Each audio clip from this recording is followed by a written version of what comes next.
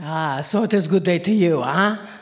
Very good to see your energy, your light, your love, your radiant beings. All that you are just brighter than these beautiful chandeliers that we have in this room as the rays of energy are coming out and about all around each of you.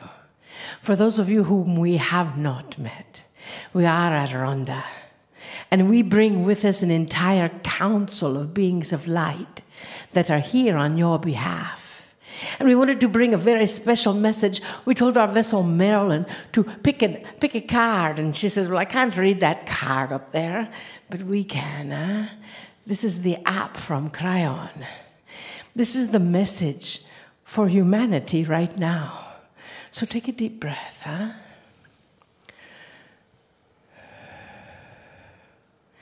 The relationships I have are loving, open, honest, and filled with mutual respect and trust. I love to be with people, and people love to be with me. It is a simple message, eh? Very simple. And with that simple message, we know, as you breathe into that energy of you loving to be with people and people loving to be with you, we hear some people coming to us and coming to our table. It is just like, oh, I just want to be off of this planet. I want to be out there in the stars. I want to be back home in my home planet. I want to be somewhere besides here. Too bad. You raised your hand or your fin or whatever you had in your previous lifetime, huh? And you said that you will be here on this planet at this time on Earth. And it is that time of massive transformation. And many of you, probably most of you, all of you, were here at different pinnacle points in this planet's history. Different times where the planet shifted its energy. Different times where the planet shifted its whole vibration. And then you thought, well, let's do it another time, huh? Here we are again. You see, in the past, before 2012, much of the energy was like, oh, I created everything. I'm a part of the creator. Yes, you are. I created everything, and we don't know why we created those difficult things that we've had to get to go through, that we've gotten the opportunity to go through. You know, some people created, or they believed that they created cancer. Or they believe that they created their child being hit by a car and killed. Or maybe they created some other travesty in their life and they think, why would I create that? And you can go back into the Akash and you can see lots and lots of things. However, the vibration is different now. The vibration now is not that I created it. Sometimes things just happen, huh? A pickle is just a pickle. It just happens. What you do is how you respond to everything that happens in your world. Do you respond with that loving nature of mutual respect? Do you receive that loving nature and mutual respect back, huh? Some of you are saying yes. Some of you are saying, no, not at all. Well, if you're shaking your head and saying, no, not at all, take a deep breath. Because the one thing that is still fact is others are a reflection of you. And you say, why would they reflect something like that back to me? Because I still have something to learn? Oh, I don't think so. I know all that. How many of you hear yourself saying, oh, I know that. That is not new information. Do you know the 3 most dangerous words in any language? I know that. Because usually if you take note of what is coming or what has just been said, that is exactly what you need to know. Exactly what you get the opportunity to learn right here and right now. And others are reflecting that for you. So if you're not feeling like you're treated with loving, open, honest, trusted respect, do you treat others as though you are open, honest, in loving, trusted respect? We know that it is possible, and we know that awareness is the key. Awareness of where you are. And when those buttons, those energies are pushed, and they will be pushed, because this is the evolution of humanity right now. This is the very next step. And you are taking it voluntarily, even though some of you still feel like you're kicking and screaming. Too bad. Too late. You already raised your hand. For you see, this humanity, where we are right now, is that message of love. We know lots of songs have been written about love. Love is all you need. I lost my love and my dog and my truck. But you see, the energy is still love. And when you are crossed, or you are pushed, or you are triggered by your loved ones, know that they're just doing their job. They volunteered also to teach you something. Our vessel Marilyn had a wonderful interview with Lee Carroll on beginnings. If you haven't seen it, you've got to look at it. It was quite entertaining. And our vessel Marilyn's brothers have watched it. One Jehovah Witness, one Assemblies of God minister, and one AA counselor. No one spoke of it, except the AA counselor. And he says, "What is channeling?" And she said, "Well, you do it. Every time you help someone move beyond where they have been, it is bringing a message for the soul. And that is what we do. And that is what you do. And dearest beings of light, that message is love. That truth, that vibration of love can lift you right off your chair, if you will, let it. It can open your heart if you allow it. And if you don't, our question to you is why? Why is it that somewhere along the line you got that programming or that imprint or that trigger stuff that says that you're not worthy of all things? We are here to set the record straight. For you are worthy of love, trust, honest communication, faith, and the relationships that reflect that. For that is what you put out. We ask you to trust yourself. We ask you to be present with yourself and know that as that presence comes in, there are signs everywhere to connect you with that. Take a deep breath.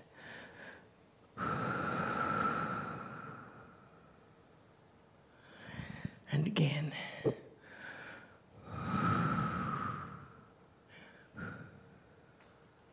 You see, as you breathe, you become present.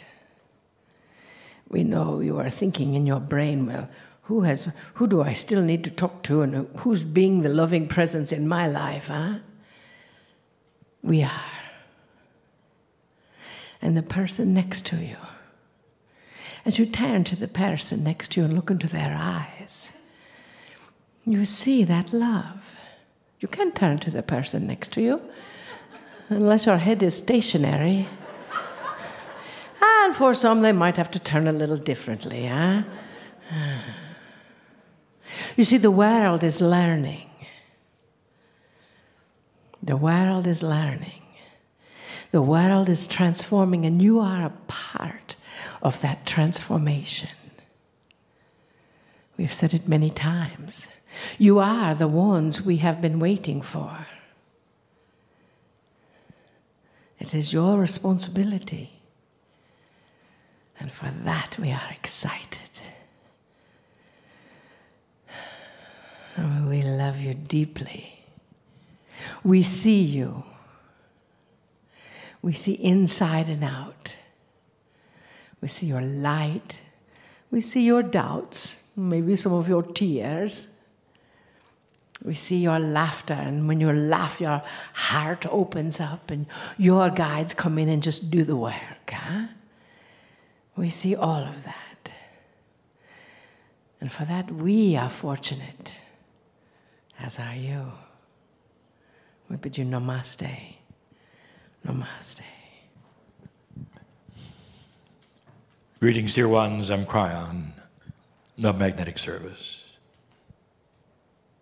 Everything we describe to you in all of the channelings where we talk about shift and change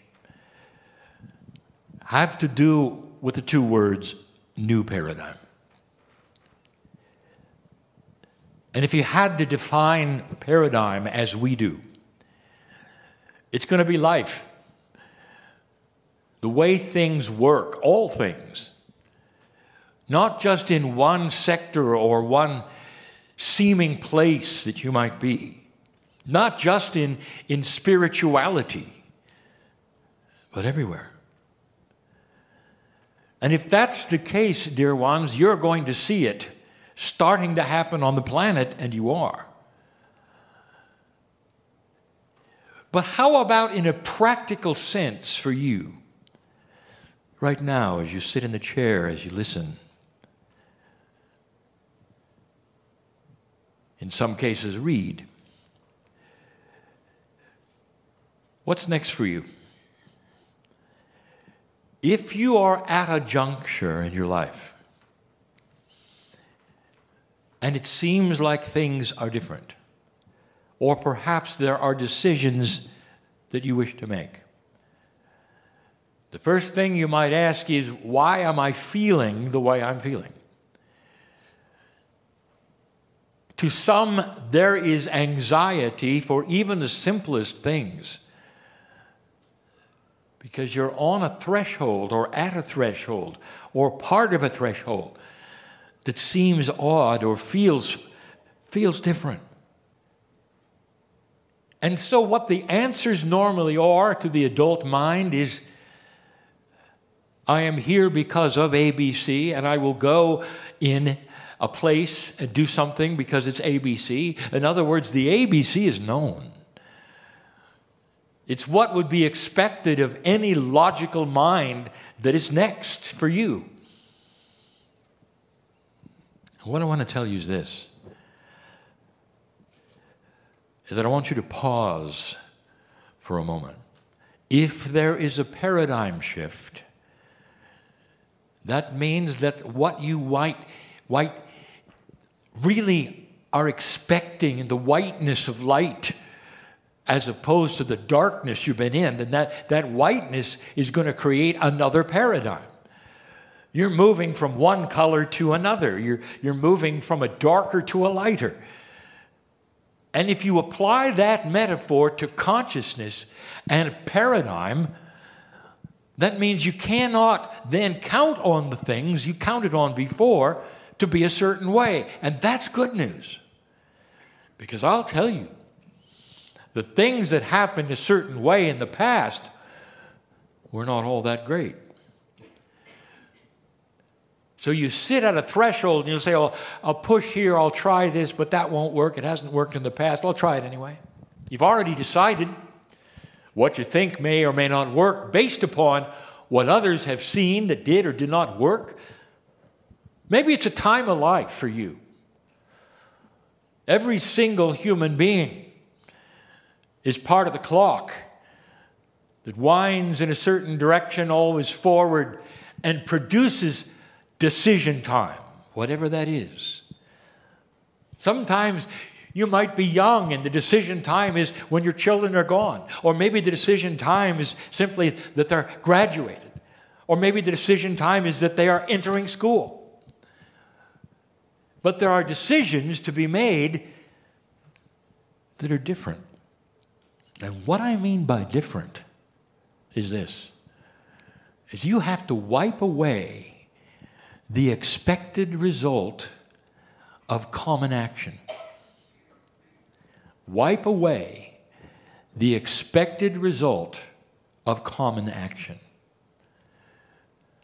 You know people who have gone through what you're going through, or perhaps have been at this juncture you're at, or will be at. And you want to interview them and say, well, what's the best source? What shall we do next? And what has worked for you?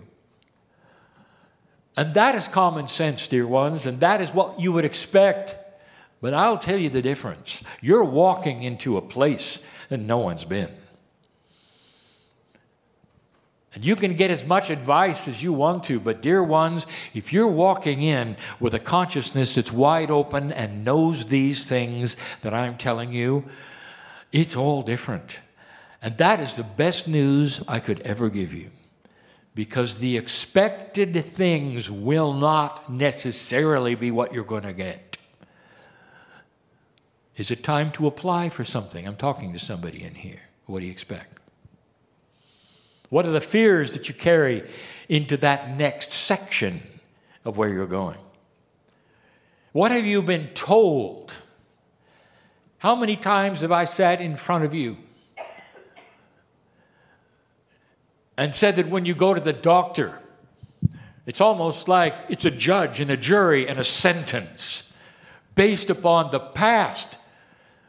Good medicine will change because the paradigm is different with who you are. And so the doctor may be right for everything that has happened in the past, but not for you. And so what do you do with that? You listen and understand that is an old paradigm that the doctor believes in, and that's not yours. There are so many individuals in a situation like you are in right now, whether it's an action you must take, a time of life, or perhaps even health. Or I'm going to tell you the slate is clean where you're going. You can write what is going to happen to you, not expecting what is going to happen. This is the most difficult thing for a human to know. Years and years ago, I gave you a parable called the Parable of the Missing Bridge. It was about a man named Woe. It always is, a woe man. He was going along a road, and he was about to cross a bridge he had always crossed when he realized it was missing and it was gone. And the temptation at that point in time was to stop, examine, what are the alternate routes? But Woe did not, because Woe was a new human. He knows what you know. He knows that the slate is clean. And instead of stopping, he went faster. Knowing that around the corner there would be something that would tell him what's next. What he didn't expect was around the corner coming into view was a brand new bridge that had been under construction for at least 10 years. that was out of sight, and he sailed across it. There are things in the ethers, dear ones, if you want to call it that, under construction for you. And if I talk to you in several months or years, you'd laugh and say, I didn't believe it. But listen to this. This person came forward. I found this out of the blue. Some say this or that took place. And the only difference is this: you expected it. Blessed is the human being who understands that they are not a victim of the circumstances of the paradigm that used to be earth. And that the very human that you are is instrumental in creating and painting the white that goes where you go. Expect good, benevolent change in your life. Not the opposite. Not what people have told you or what has happened to others that you have seen. That was another time, dear one. You stand now worthy, magnificent, and God views you in that way. You're a catalyst to the rest of the planet who sees the way you act, no matter what happens next here. No matter what odd thing takes place that you read about or see about, know that you are above it all in the things that will be attracted to you because you expect them. It's almost like a magnet. It's almost like you're giving an order in a restaurant, and here it comes, and here it comes, and here it comes. And there's so many who have experienced this, who I could put on a stage right now, and in tears, they will give you the best stories you have ever heard. Of how they're still alive today because they didn't buy in to an old paradigm. Of how they're in control of things they always felt they were out of control in. Of how they've mastered the unmasterable because they took a breath and said, I am magnificent. These things and more and better will happen to me. Where are you in this scenario? It's practical. The earth changes, the shift is upon us. We've given you all of these things before, but as you sit in the seat with the things you must do next, I want you to know it's beautiful. Relax. Take a breath. And move forward in love, expecting benevolent things in your life. And they'll be there. This is a new paradigm where light is winning, and it may sound odd and unusual and unbelievable. Let it sound that way, but be the one to disprove it. Disprove the old adages that people have told you, and instead walk forward.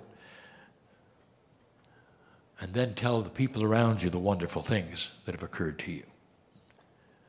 And when they start asking you why, you can say, because it's a new paradigm on this planet where love is beginning to win. There's more. There will be. Always will be. Because of what is going on that's different than even yesterday or the day before. Go from this place having been changed a little by what you heard today. Claim it as your own. And if you do, then there was a reason why Kryon is here. And so it is. So just get comfortable in your chair. Take a minute. Relax your body. Take a breath.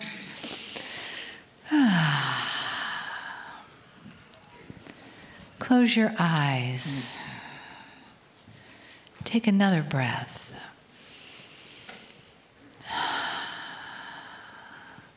just begin to feel that part of you settling in, settling down, breathing into your heart, softening your body, letting that part of you that has come to this meeting to explore, to connect, let that just come out and awaken and be here in the room with the family. And notice the energy in the room shifts as soon as you shift what it is that you're breathing into. When you're breathing into love, when you're breathing into family, when you're breathing into the place of the Kryon entourage and the Pleiadian star mothers, letting that mantle of beautiful, soft energy come and be around you. So take another breath.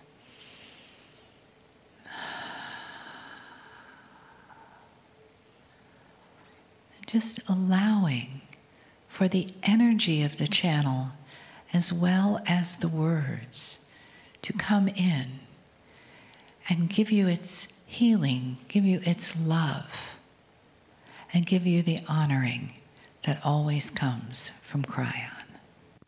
Greetings, dear ones. I'm Kryon of Magnetic Service.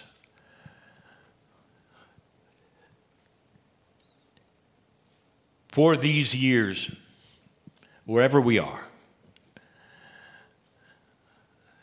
we speak of a paradigm shift that is occurring now. 30 years ago, if you had asked, why is Kryon here? My partner would not know the answer. It took 3 or 4 years to get going, for him to actually speak out loud, to say these kinds of things. And even then, you would not have known. Even after book 1 in 1993, or book 2 in 1994, the why is Kryon here would not really have been fully revealed. It took many more years to realize that that was all a precursor so that you could see real, honest channeling. And get used to one who would channel and have no tricks, no marketing, but love. 30 years of Kryon, consistently, the message of empowerment and the fact that humans are here on purpose and are not a victim of the planet. Only recently has it truly been revealed why Kryon is here. And that is to assist you through a magnificent paradigm shift, the biggest shift in consciousness on the planet, one that was expected. And you also realize that Kryon did not appear literally to my partner or anyone. Not really. Until something remarkable happened on this planet. In the late 80s, the Soviet Union ceased to exist and disarmed something that would have indeed caused war again. But the war would have been everything you thought it would have been. And very few would have survived, dear ones. And the earth would have lain there void and dark. And all that the Pleiadians had done to get to this place would have been for nothing. That's free choice. Were the star mothers prepared for that? Yes. How can you say that, Kryon? Because they'd seen it before. Did you know that the Pleiadians had gone through their shift? We've said this before. With their own free choice, they had done that. This is a repeating cycle of victory and failure with free choice, where humans would have taken a consciousness that was already low to the lowest and terminated themselves and not recovered. That was imminent. And some of you were there. You were living through those times. My partner speaks of it often. 50,000 nuclear weapons all pointed at one another, ready to be launched. How would you ever survive such a thing? A wild card appeared. And in that, history shifted and history changed and paved the way for you sitting there today. You think this is over dramatic? Let me ask you.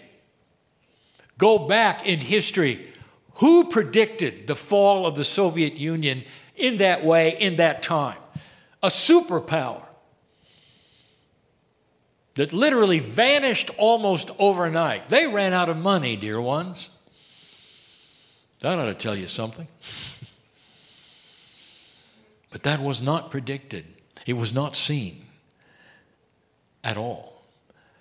That was a wild card. And that was something that happened because the consciousness of this planet was already starting on an upward scale.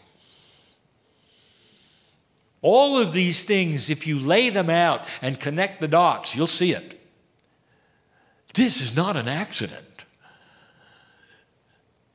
All of these things coming together for the precession of the equinox as the indigenous of the planet had predicted, you're here. And the shift begins. Kryon is here to facilitate the shift. 30 years ago, you didn't know that. The things that Kryon taught about, and I remember it vividly when my partner uttered the words, talking about the magnetic grid moving and why it would move, not truly understanding any of that or the influence of consciousness that it would have, because only later would there have been experiments showing that consciousness and the magnetics were actually allied. They affect each other. That's science. That's proven. And the proof came with satellites, not readers. Dear ones, you're looking at a new paradigm. One that sees consciousness very different than you ever saw it before. The shift that I speak of right now is real.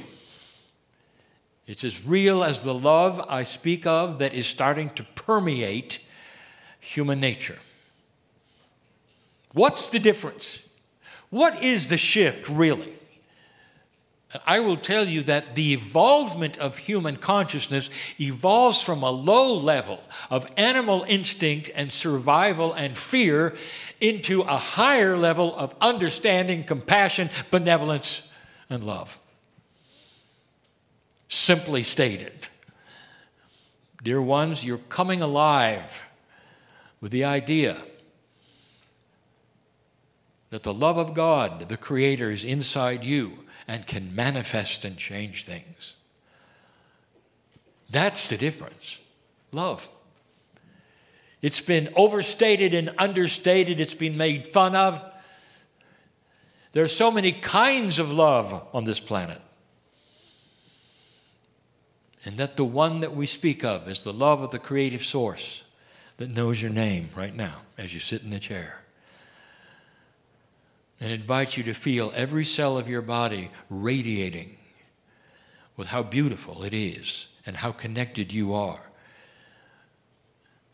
And how this planet is going through a shift that someday in history will be noted because you'll change the date system again. Before and after the consciousness shift where humanity stopped warring and killing each other en masse. Where they understood that every single human being wants the same basic thing. How long is this going to take, Ryan? We look around the earth right now. There's nothing like that. There are even segments of those which would call themselves spiritual, which will kill you if you don't agree with them. How is that going to straighten out? And the answer is slowly, dear ones, but it will. Oh, it will. It has to. Because at some point in time, the dark consciousness will become the minority, the real minority, forced into a corner of love around them. A love that would invite them to see that which is the truth, the light. And many of them won't. They will go extinct before they will turn to the light. It's going to happen that way. The battle is not over. But light is winning. And light will continue to win, dear ones. What is it you see? Again and again, I say, what is it that you can point to that is so different today that you didn't have just a little while ago? And the answer is you're starting to reveal inappropriate things which have always been inappropriate. And they're coming to the surface. And there are those who performed inappropriate things because their fathers did, and their fathers did, and their fathers did. But now there's consequence. Because darkness is being seen. Whereas before it could always hide. In a darker energy, darkness is everywhere. It hides. You never get ahead. It's always going to fight you, and light is going to lose. Well, that, dear ones, is changing. It has already changed. That's how we said earlier today in a former channel, you can walk into that unknown place and expect light. You can walk into an unknown place and say, I am glad I don't know what's going to happen. Because it's going to surprise me with something better than I thought. I want to tell you a story. It's a tiny little short metaphor. It's a parable, if you wish. This particular parable does not involve a human. So the parable will not have anything to do with woe. It's the first parable that doesn't have to do with woe. I would like to tell you about a community in a fish tank. It's a real fish tank in a real place. And the reason I say community, because if you were a fish, dear ones, you would really not be aware of what's on the other side of the glass. The fish see the reflections of themselves. They're not really truly aware of the outside, except, for instance, maybe light will change. They're aware that food will come then from the top of the tank, but they're not aware that a human is giving it to them. It seems to simply be part of the scenario of life, just like for you it rains. And you don't think, perhaps, that there's a giant up there sprinkling. The fish don't know. But this is a story about a community. And the metaphor has knowing fish. It has fish that will be in the community and will be able to talk. And the fish we're going to talk about has a name. It's a tropical fish. It's a spiritual one. So it's an angelfish.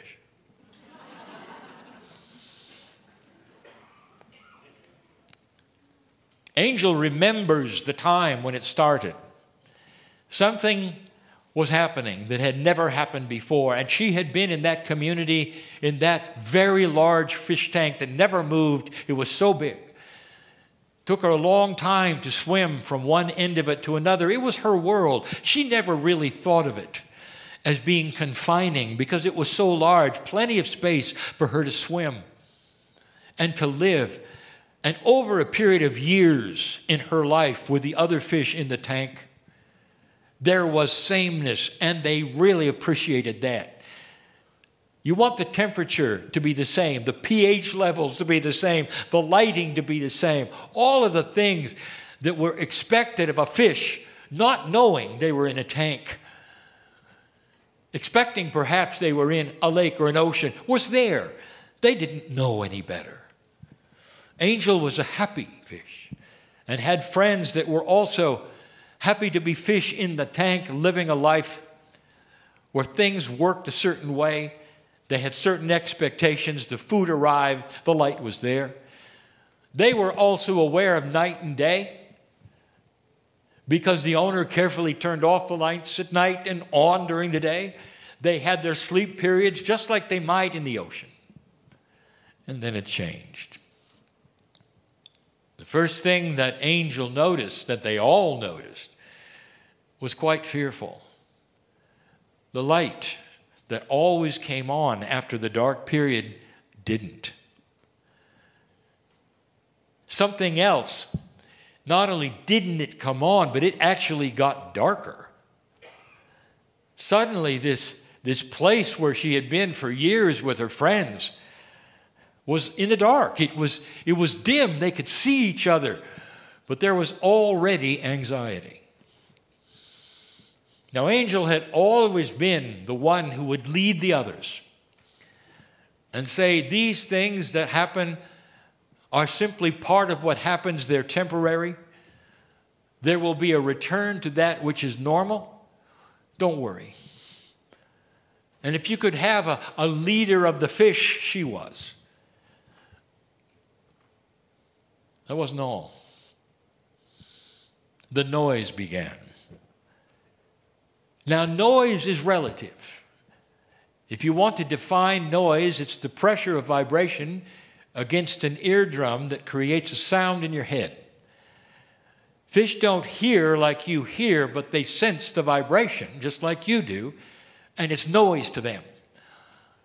For the vibrations, whatever frequencies that they would sense would be frequencies that you would sense, except that the noise would be different to a fish and startling. They can hear it. But the noise was severe. It was a vibration, literally, of the whole world that they were in. The whole tank was vibrating for some reason. They were stressed. Now it was dark and dim. And now the fish even started talking to each other and saying, this is not right, something awful is going on. Those who were the intellects in the group said, we're not going to last. It's the end. We expected it someday. Here it is. Some of them said, it's time to leap out of this world and suffocate. We know we can do it. We've seen our friends. Angel said, there's nothing here to ever elicit that. You're going to be okay. Just wait and watch. Don't fear. If fish could sing songs, Angel would be leading them. But the vibration was so severe that what happened to the gravel in the bottom of their tank, what they thought was something that never changed because it was always there. It's a place where food would drop. It was a place where you would scavenge and eat and all the other things that fish did with the gravel in the bottom. It was life sustenance. And suddenly, the gravel was oozing dirt and darkness and ugly things because the vibration was vibrating the gravel to such a degree that everything that was ever buried in the gravel was starting to come up. Some of the fish were having a hard time breathing. The water was so permeated with what used to be buried under the bottom that oxygen was tough to get. Then it got a little cold. This frightened them so much. Angel almost gave up. Angel almost said, they're right. We no longer have light. Now there's all this vibration, all these things floating up from the bottom, and the horror of the dirt we're seeing that we never thought was there, and mold, and now it's getting colder. She held it together, and she held them together. And she was right. Because almost immediately after the cold came a normalcy, and it started to return. The noise went away and the dirt settled or was cleaned somehow by the filtering system, which a fish would say was the ocean. the darkness that was so ugly went away. And back came the light that they were used to. And all the fish looked at her and said, "How did you know? How did you know that we would get back to this?" And she said, "We're not back." She said, "Everything is new." And they looked around and they saw it for the first time.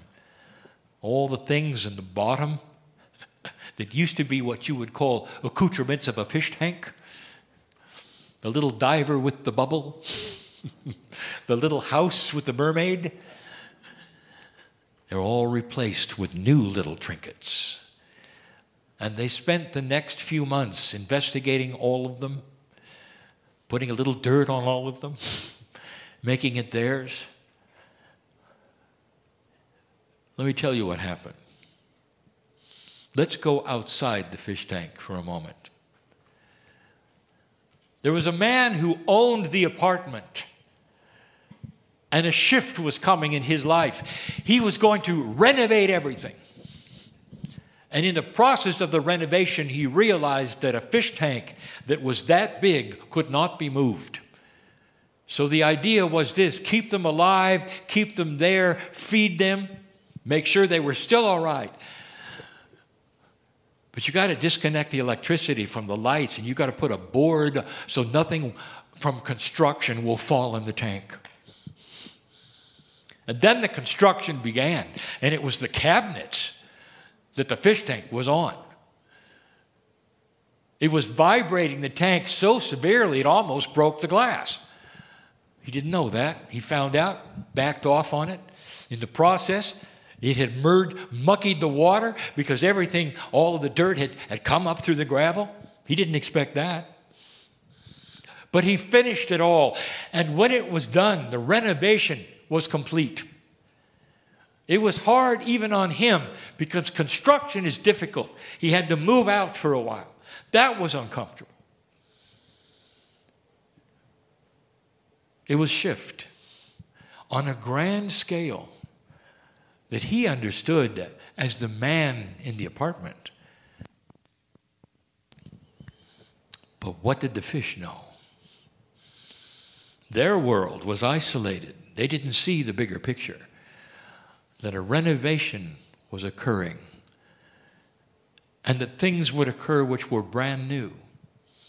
They didn't know it, but the man also, he got a new temperature sensor because the other one broke in the process of being vibrated. He caught it in time, but the water got a little cold. He warmed it up. He changed the filtering system completely. As long as he was doing more electricity on the lights, why not go all the way? The fish were breathing better. They felt much different. Angel knew there was something different. And they were celebrating every moment. Do I have to paint a picture for you? In some ways, you're all the fish. And you have a reality that you've gotten used to, not understanding how Gaia works, how the Creator works, how the shift works, how consciousness might work. All you see is trouble. And there are those who would say, Kryon says it's getting lighter. I read my news. It's ugly. I'm having a hard time breathing because of all of this ugly darkness. If you're an American, you get to watch something that is profoundly dysfunctional in the government. Suddenly, everyone is at everyone else's throat. Nothing is getting accomplished. And the whole idea is to beat up the other one. Doesn't matter what you believe anymore. You just want to beat them up. And that is what happens every single day. And if you get lucky enough, you'll put them in jail. That's scary. It's scary because you've had 200 years of a democracy that worked. It worked to the degree that things got accomplished. That laws were a combination of ideas that were strong enough to have consensus because there was negotiation involved. When's the last time you saw that, American? And the answer is, it's been a while. That's frightening. You start looking at the dark things that are coming out of the woodwork, as they say, on this planet. Oh, you haven't seen anything. We'll say it again. Wait till you see the extent of the horror of children's sexual slavery.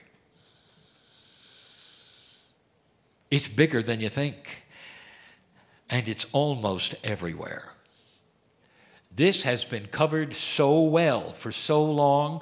The light is coming out, dear ones, and there will be those who caught up, and it'll startle you, it'll shock you, how it's funded and who's involved.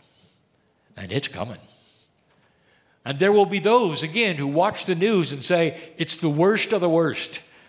We're doomed. Not understanding the fish tank is under construction. And there will come a time when the light comes on again, and the water is pure, and the air is better.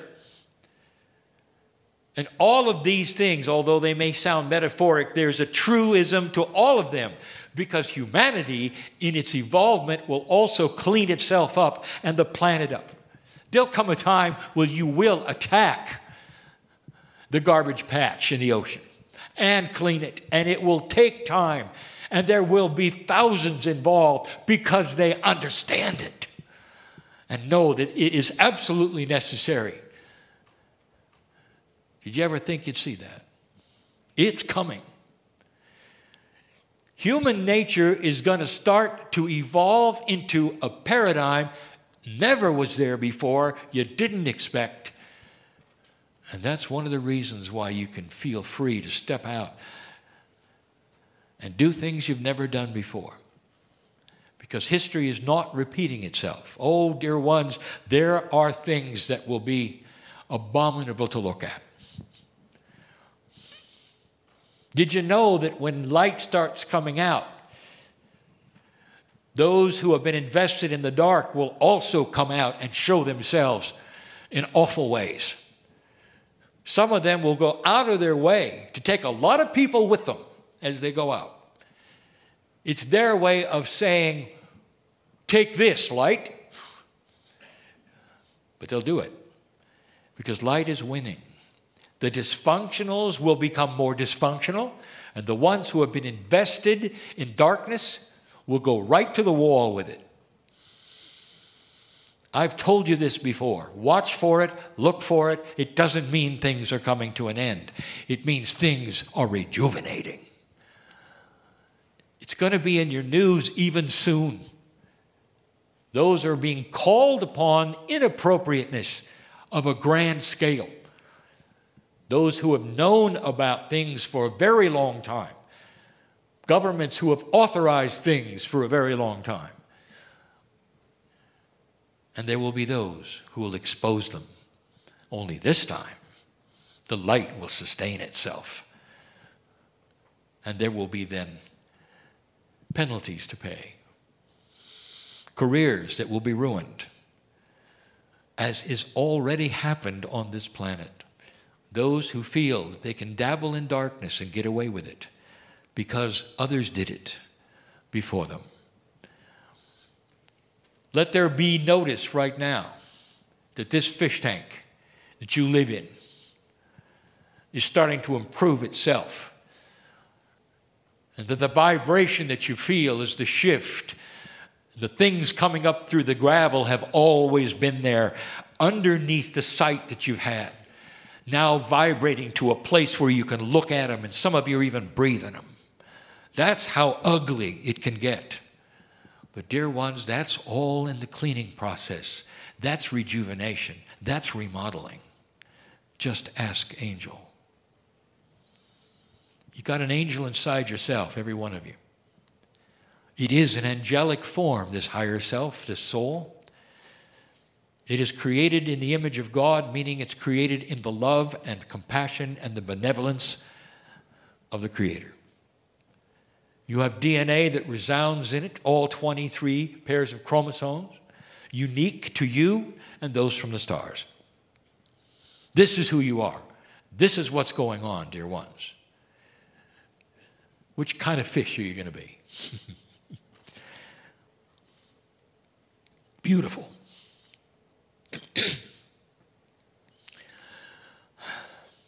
And so it is. So it is good day to you. Very good to see your light, your brightness, your energy, and all the star mothers radiating in your DNA. Know that these codes are now a part of you. They're a part of your energy. They're a part of your wherewithal, as you might say. You cannot be present without them now. For you see, that is how you are moving through this world. So know that we are giving you tools and connections for you as well, as the star mothers are anchoring their energy into you through your launch, through your day, through your energy. And understand that with that seeing the codes, know that you are learning to see with different eyes. You are learning to hear with your heart. You are learning to see with your ears. You are learning to feel with your eyes. And all the connections that are coming through in a great many ways. Yesterday, our dear, benevolent, wondrous Kryon talked to you about the fish tank and how amazing it is to be inside of that fish tank as it is being remodeled. That is one of those seas, a catalyst for change. And you see, that is what is happening this year. And we mentioned a few tools that would be very effective for you. We would like to continue with that as well. For your community is of the utmost of importance.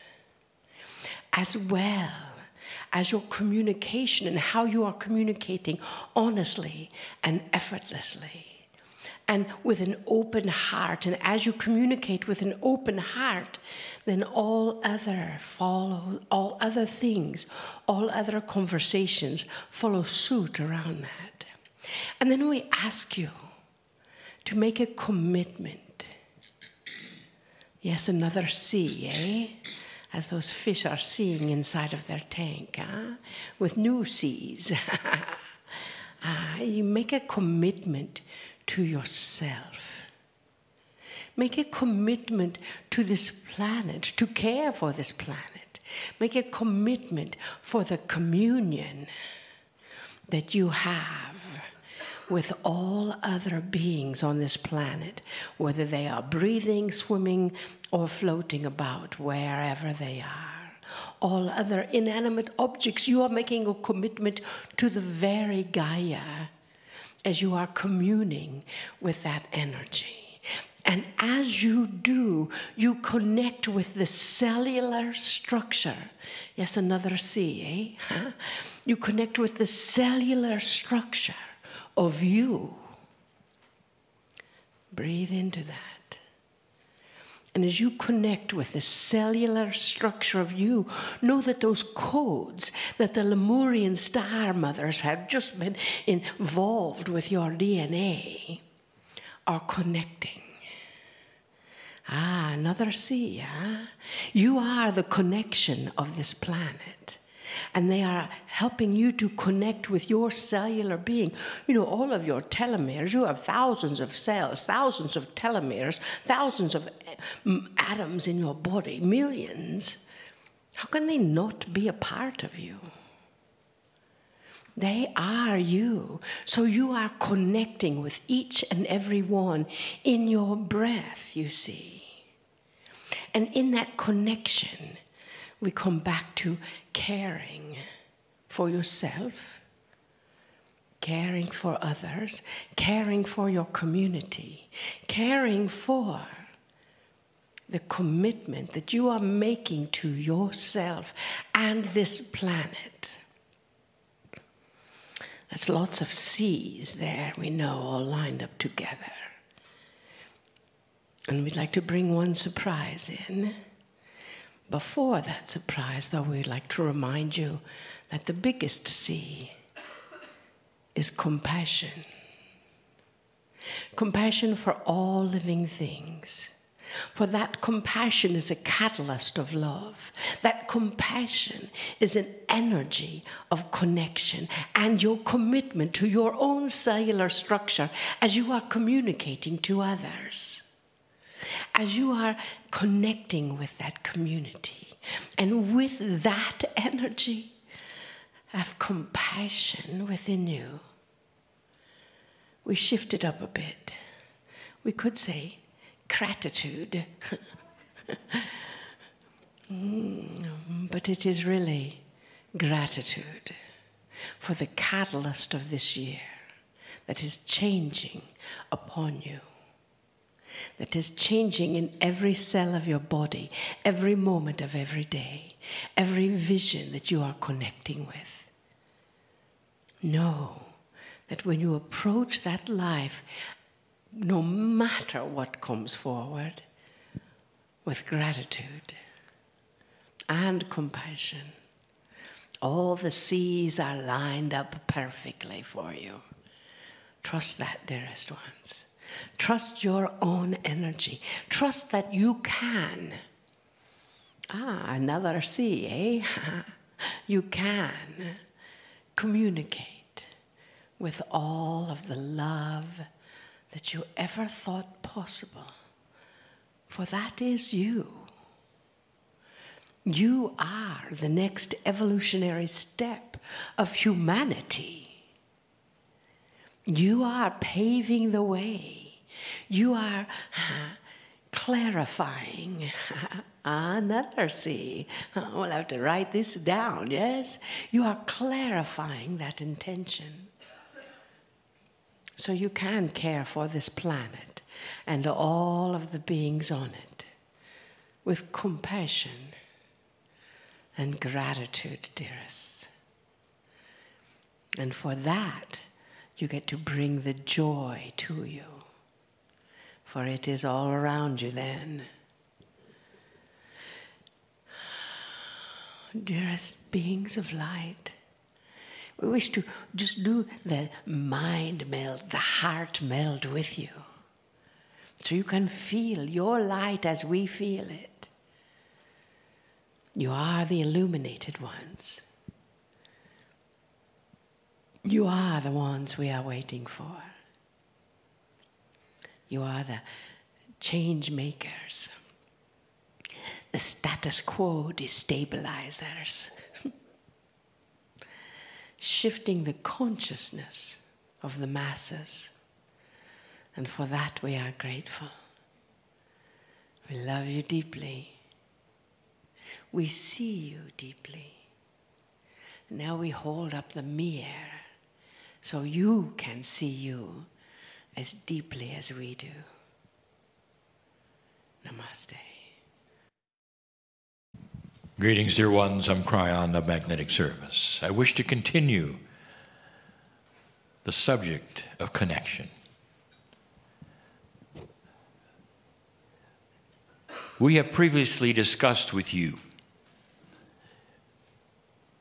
something beautiful and profound called the Lemurian teaching wheel.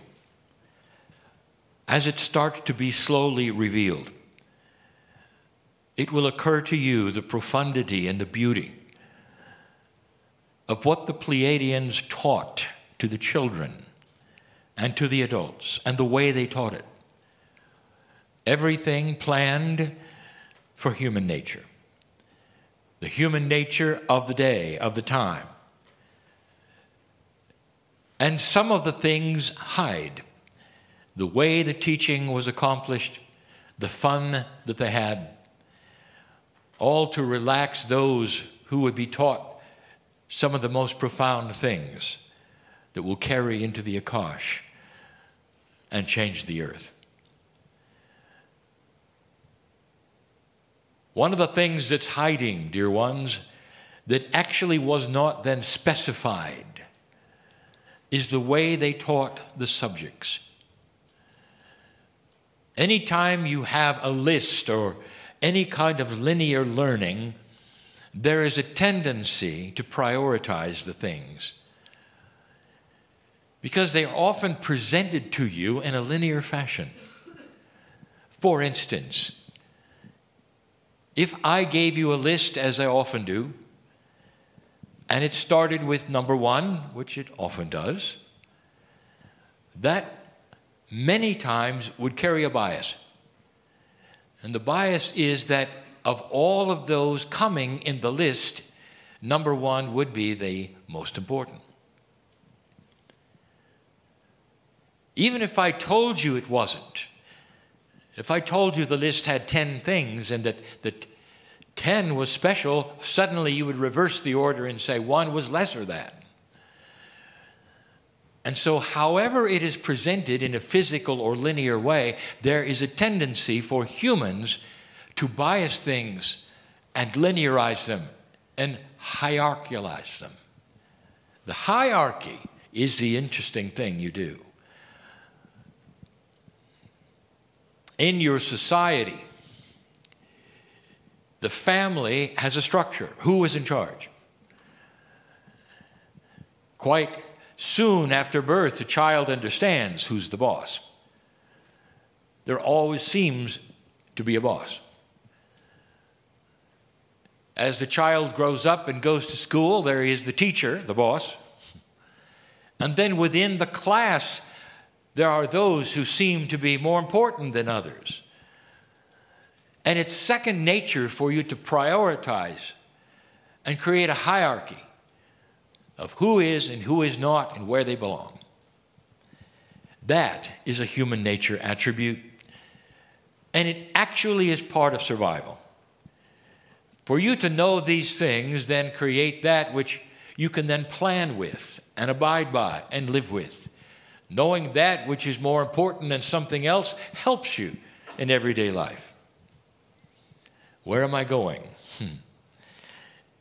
Because the teachers that created the teaching wheel gave to the students, which literally became all of humanity eventually, gave them a wheel with 5 spokes. And the rim had a purpose and a name, and the center had a purpose and the name, but the 5 spokes, those were the working areas. What you should know, everyday life, the most practical things were contained in the 5 spokes. We've told you before, unlike the other wheels that exist today all over the planet, this one had an uneven number of spokes. And the reason, because the wheel itself had a name, a purpose, a feeling, an energy called seeking balance. And so 5 is not an even number, so it's always seeking at least one more or one less. A balance within itself, because to you, it's an uneven number.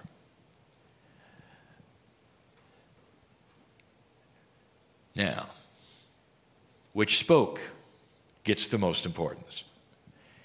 If the teacher starts with a certain spoke that is not numbered, human nature would say, that's the most important. Or perhaps the least important, because others are coming, which might be more important, but literally the student is always aware of the hierarchy. So what the teachers did, and we're saying this yet again, was carefully never to start on the same spoke. And in order to show the students this parameter and the importance of it, they made a game of randomness and asked the children to play the game, and the result of the randomness was the spoke that they started on every day. All of this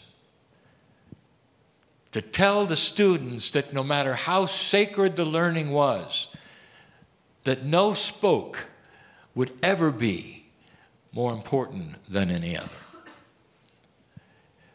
And so that's the paradigm, dear ones, of spiritual learning and spiritual existence.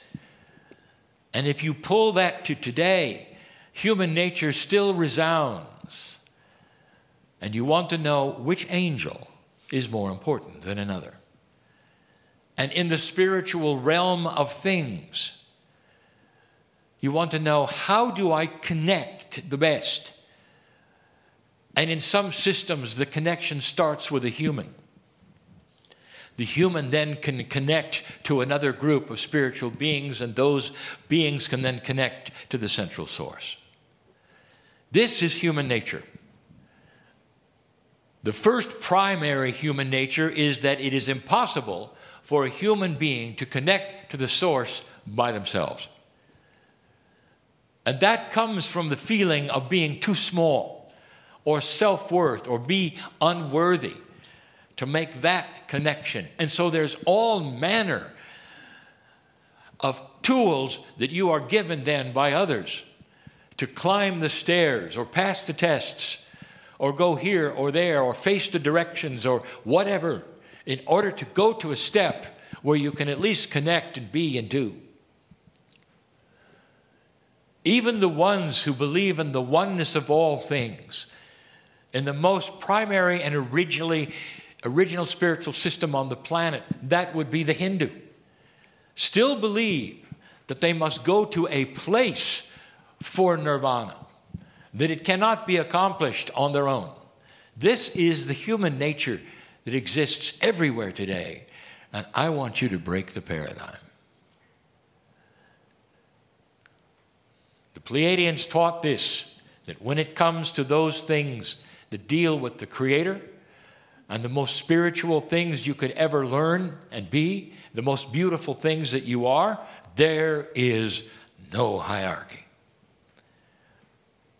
And you would say, well, wait a minute. Are you saying there simply isn't a list of importance? And I would say that's correct. And I say, we caught you, Kryon. God has to be the one. That's the most important, right, Kryon? And I will say to you, what if I told you God was inside you? How is that sitting with the hierarchy? And you have to think of that, don't you? Because then it violates the rules of linearity and 1, 2, and 3, and 4. It becomes a multi-dimensional issue, doesn't it? If God is inside of you, are you going to worship yourself? If God is inside of you, how is the best way to connect to everything all at once? And the answer is for you to go inside and get it. There is no hierarchy in this universe when it comes to the creation of souls. There's no group of souls that is higher placed than any other. There's no light and dark quotient on the other side of the veil. There is simply love. And inside you is a spark of all of it. No hierarchy, just love. Inside you is the connection. That's the connection that my partner even spoke of earlier when we talked of spontaneous remission. A moment of time when the God inside becomes in your biology so strong that nothing can touch it. It's the secret of youthing. It's the secret of compassionate life and peace and a good night's sleep. All of these things are inside you. That is the connection, the real connection. So the next time somebody tells you what you must do to get to a certain place, don't make them wrong. Don't tell them you have something better. Just show it to them. That you can carry that which is the compassion of the Creator as you stand up and leave the chair, as you walk around, as you speak to the next person. That's the message I wanted you to hear. And I'll give it again and again and again. And so it is. All right, so drop into your hearts. Take a nice breath or two or three.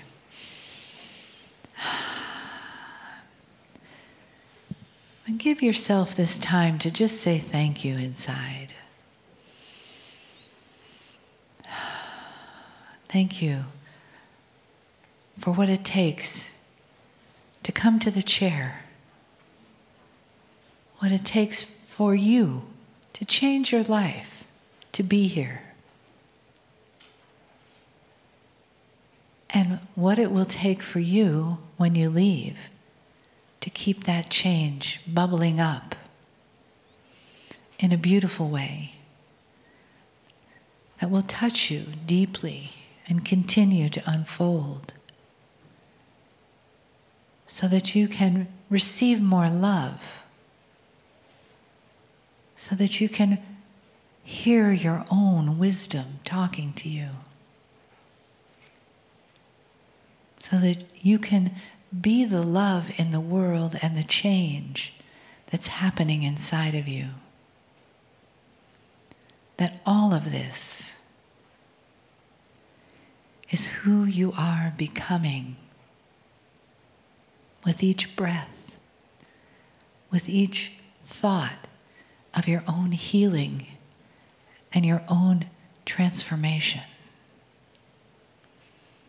Take another breath into your heart and feel the gratitude for all that you are. Not just what you've received, although those are wonderful gifts, but all that you are and all that you are becoming.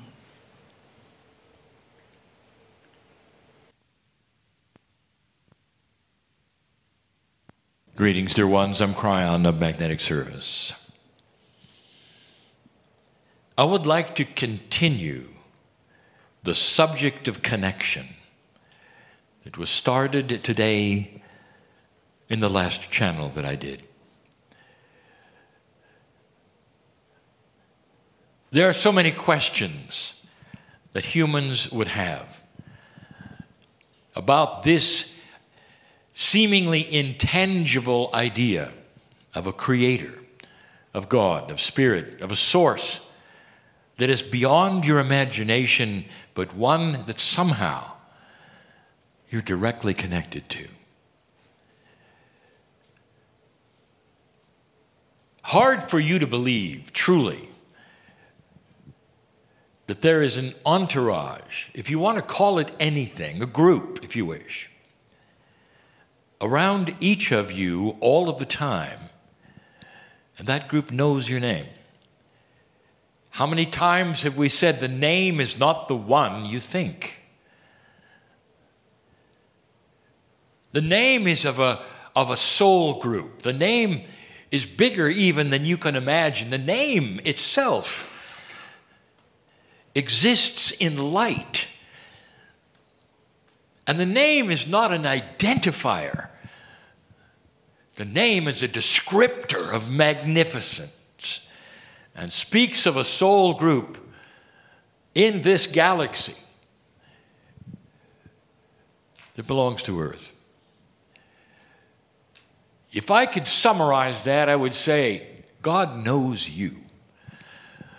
And this, dear ones, has to be realized or trained or somehow gotten across to most human beings. And the reason is common and obvious. And I will go into this yet again, the idea that humans have that everything around them that has intelligence echoes a human's intelligence. When you have a pet, and the pet cannot understand, of course, your language, but they understand your emotion. You talk to them as though they understand everything.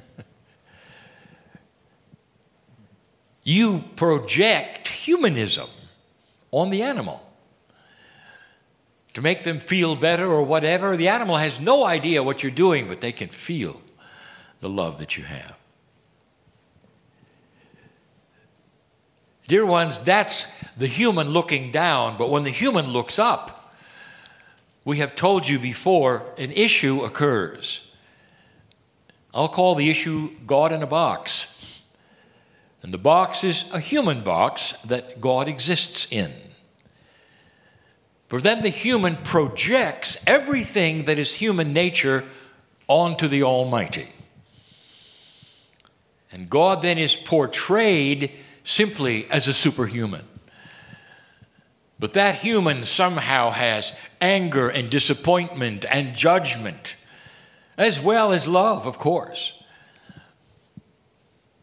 I've told you that every civilization on this planet has done the same thing. Yours has as well. I've also told you, you are number 5. You are also the civilization that would be present during the precession of the equinoxes and make the change. Other civilizations before yours have gone through similar things. We don't speak of that yet, because most humanity doesn't believe anything happened before them. Before the 6,000 or 7,000 years that you're told you've been here, when actually it's more like 50 to 60,000. Would it shock you if I told you that some of the inventions you have, the marginal ones, but important ones, such as electricity, was not only present early in your civilization, but in the civilizations before yours? And the reason, because it's easily discoverable. Nature produces it. And anyone watching and looking and interested with an inquiring mind will discover it eventually. So you're not the first. And it leads to things which I'll mention in just a moment. But what I want to tell you is that you still have a model for everything, and it's you. Communication is interesting with humanity. Let's talk only about your civilization and what happened when. So interesting. You think you're so technical. You are. What if I told you, however, that long before the telegraph or the radio or the telephone, you had a system of communicating at the speed of light 20 miles at a time? You may laugh. All they had to do was climb a mountain and give smoke signals to the next mountain. Communication at the speed of light 20 miles at a time. One mountain would talk to another, would talk to another, would talk to another. The language, perhaps, was a little rough. Not many words. But it was communication. It was needed. The dream of all humanity always was instant communication. In a very early time, if you wanted to send a message to someone you knew in a town or a village that was far away, the system was to write a note, get on an animal of some kind, and ride the animal to the next town. And that became the mail. Today you laugh at how slow that might have been, for sometimes you'd say hello in a letter, and 3 weeks later you'd get a hello back. And that was as good as it got. In your civilization, talking about the 1700s or so, along comes a system of electricity. You called it the telegraph, where you could start then sending messages through code, long distances. 100 years later, it led to radio. And then the inventions began. But suddenly you could talk, and those a continent away could hear it in real time. Some thought that was just about as good as it would ever get. Then you could do it with pictures. And now, dear ones, with simple devices you carry in your pocket, if you have the right equipment on the other side, you could talk to the planet and they could all hear you at once. The secret, of course, is having the correct equipment, the correct connection, and that which is needed in today's world with that which you call the net. Wiring it to everyone so everyone would have the correct equipment. And now, finally, one human could talk to everyone and they could talk back. That's how far you've gone. But even today, you didn't extrapolate that technological improvement onto God. Do you realize that? You're still sending letters. Now you might say, well, wait a minute. That's not true. I can pray and I know God hears me. Yes, but dear ones, you've always felt it was one way. Because you never felt that God could hear you enough to give you an answer immediately. It was either passed down somehow or realized in some fashion or got dysfunctional somewhere along the way. I mean, the Greeks were doing it. They were sending messages through prayer to their gods who they made dysfunctional so they would be more human. In other words, it continues even today that who you are as humanity is then placed upon God. And this idea of God in the box is as follows. There's no technology yet high enough to have a real-time communication with Spirit or God, where you could have a back and forth message at the speed of light. It simply is not acceptable.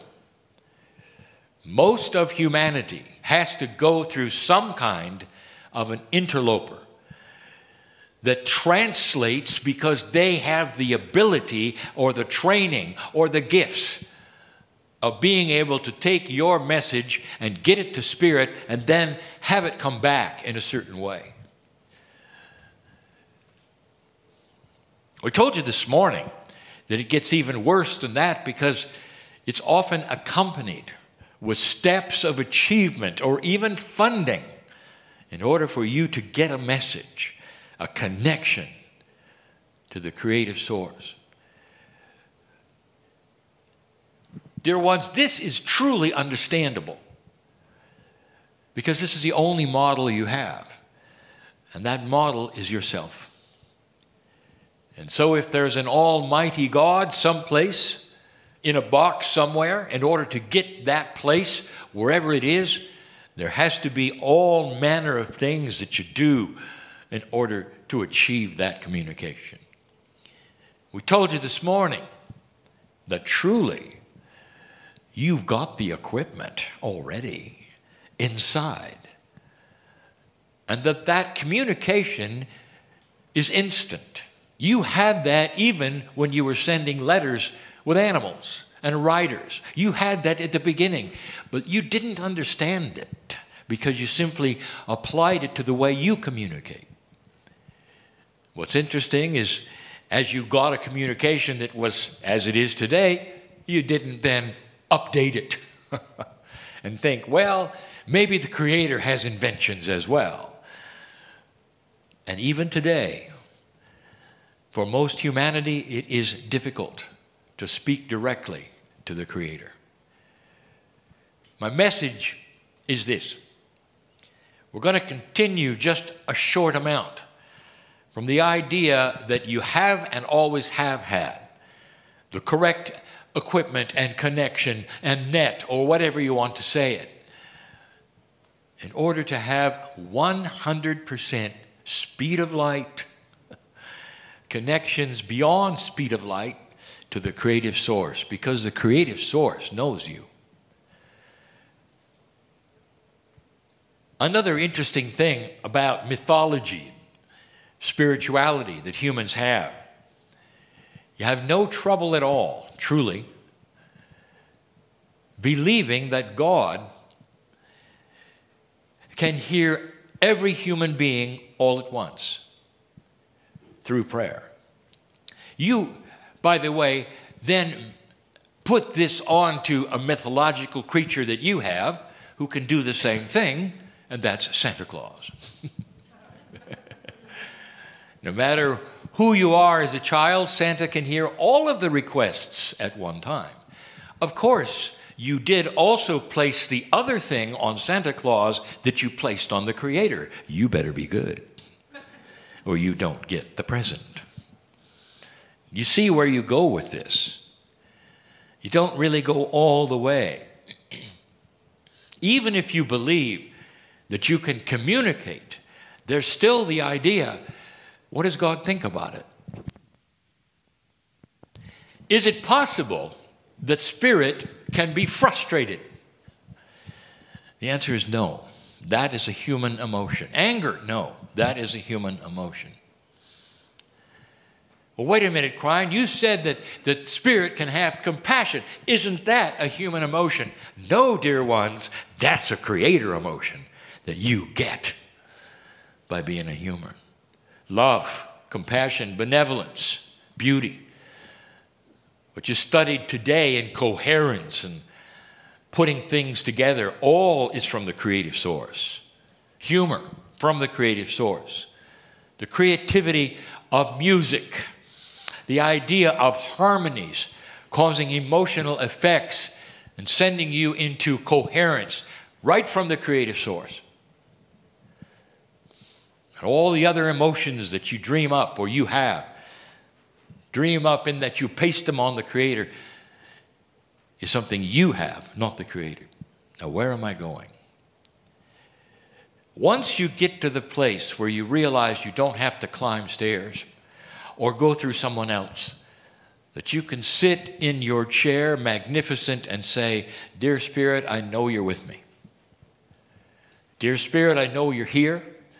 Dear Spirit, I expect benevolent things in my life, and things start changing. Once you get to that stage, dear ones, you simply threw the switch.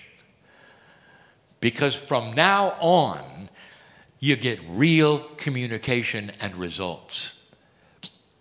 Let me begin with just one or two things. God is not in a box.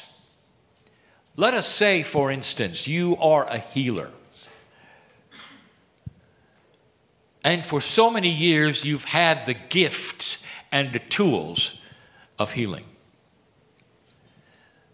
And let us say, for many years, there has been frustration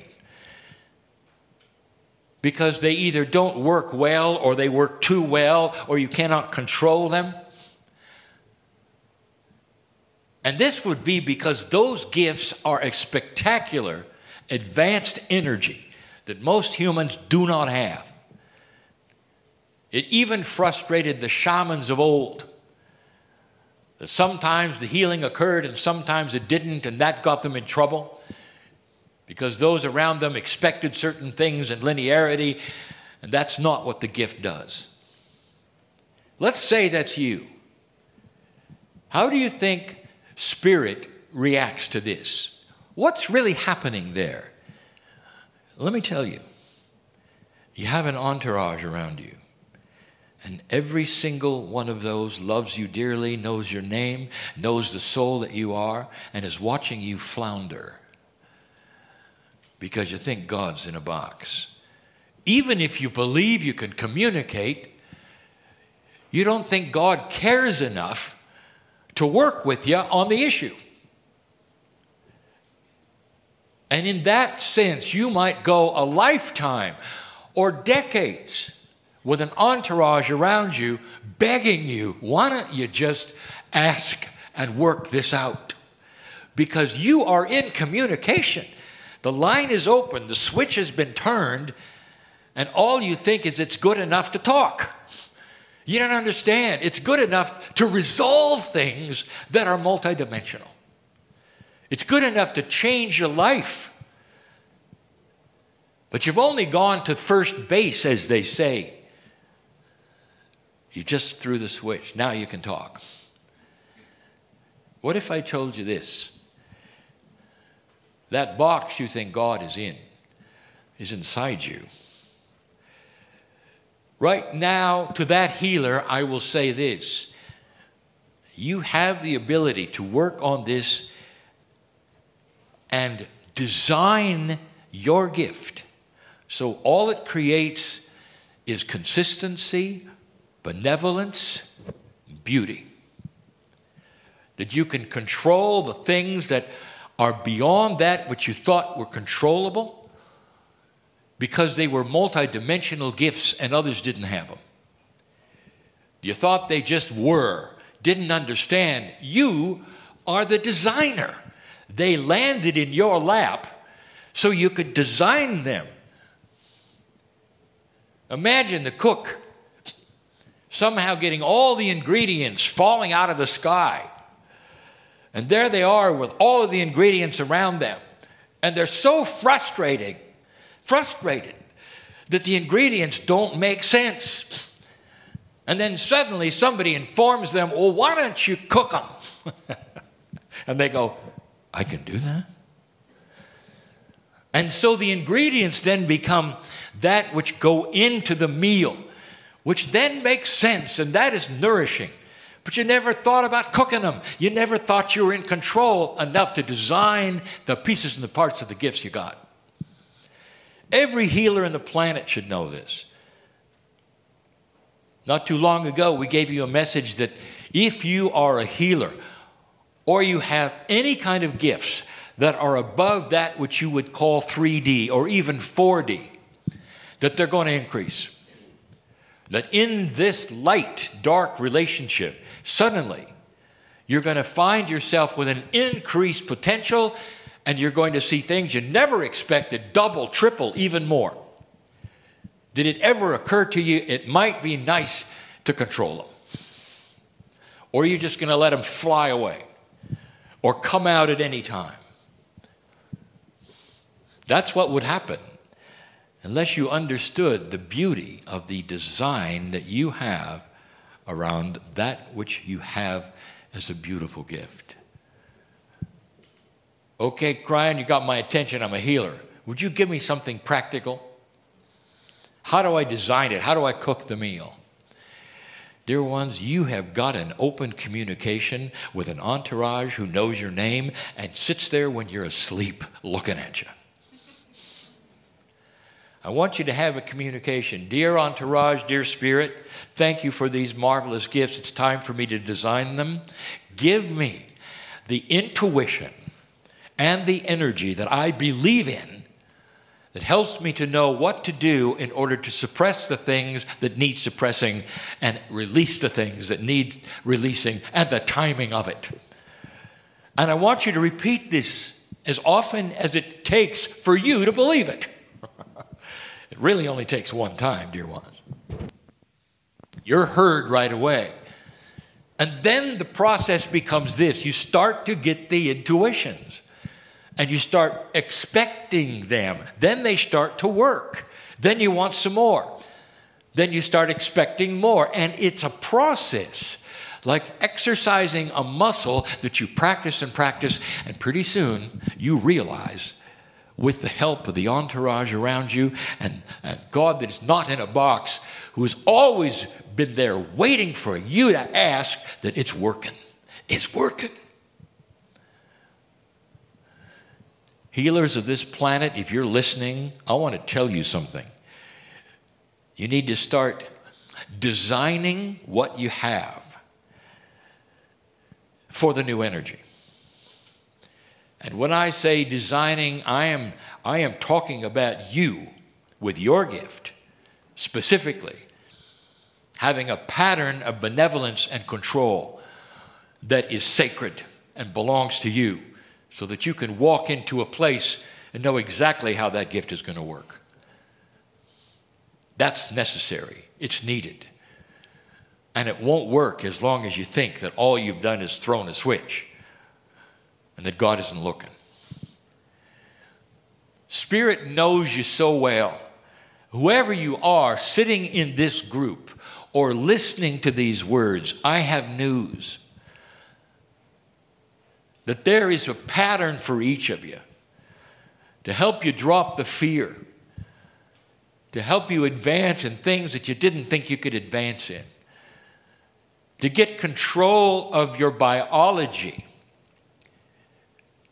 All of these things have your name on them. It's not too much for spirit, dear ones, to do this to millions at the same time. That's the spectacular energy of consciousness of God. Don't limit what you think is possible just because you don't believe you're in touch to that degree. You are. That's the invitation. If you think God is too far away to hear you, it's going to be an issue. But if you think you can whisper and be heard and loved by the eternal creative source, then you're on the right track. Dear Spirit, help me to shape my life in a way that's going to work because you know me better than me. My higher self, my soul on the other side of the veil, the entourage, whatever that is, I realize it's all there to help me right now on this planet during the shift so that I can live longer, I can be peaceful, I can deal with the little problems that are coming along my way almost every day. And that I can design a reality that is beautiful for me, not for anybody else but me. That's the individualness of the beauty of the love of God. Are you getting this? Bigger than you think, in this light, easier than you think, but it's not that which you've been told. So for some of you, it's harder. For some of you, it's easier. But dear ones, for all of you, it's possible. This is the message and will continue to be the message from this man in the chair. And so it is.